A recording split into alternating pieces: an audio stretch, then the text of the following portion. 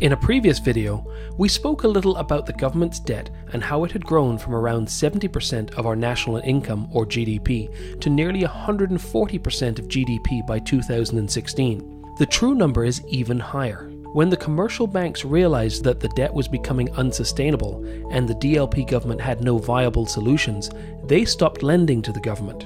The DLP government then borrowed from the NIS, and when the NIS could not lend anymore because the government wasn't paying NIS contributions on government salaries, they then stopped making VAT and tax refunds and stopped paying bills. They even borrowed from the central bank with printed money. When all the IOUs are added up, our debt to GDP is closer to 170% of GDP, the third highest in the world, behind two special cases, Japan and Greece. But what is this debt really made up of? We as a country formally borrowed around $15 billion. Just over half of this, 56%, was borrowed from the commercial banks and other institutions. Around a quarter, 23%, is owed to the National Insurance Scheme. 11% is owed to the Central Bank of Barbados, 7% to development banks such as the IADB and CDB, 4% to the households of Barbados, and around 1% to other governments. On top of this, as we mentioned, we're behind on a lot of payments, including $500 million in tax refunds, $250 million in arrears to private contractors, and another $400 million in unpaid NIS contributions. When you add all of these arrears, Barbados' debt to GDP ratio is around 175%.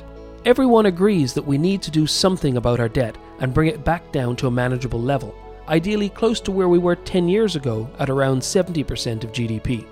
Doing so will give us the room we need to grow our economy and also to help us cope with any natural or man-made disasters in the future.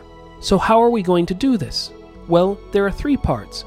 First, we need to spend less than what we earn and use the surplus to pay back some of our debt. As we showed, the previous government was spending nearly 20% more than they took in each year and were financing this shortfall with loans, IOUs, and printing money.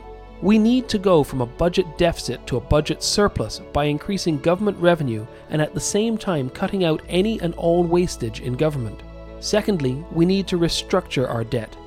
This means that we need to renegotiate with the people we owe to spread the debt out over a longer period, reduce the principal amount, or reduce the interest rate payable so that we have more room to pay off the principal, or some combination of these.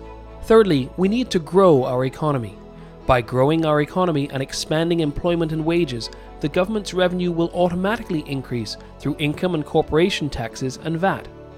Our new ministries and their new areas of focus are essential to growing the economy and consequently also reducing the debt as a proportion of our national income. None of this is going to happen overnight, however. Even the best estimates are more than 5 years, and more realistically closer to 10 to achieve all of these goals. But the important part is that we've made a start. The special budget and other proposals cause us to start off with the true cost of government and not the make-believe figures of the past, with measures to help pay for it. We have more to do, and we need to keep up with the pace of action so that by next year we should be spending less than we make for the first time in years. This, coupled with the ongoing IMF negotiations, mean that we have turned the page and are now on the right track for growth.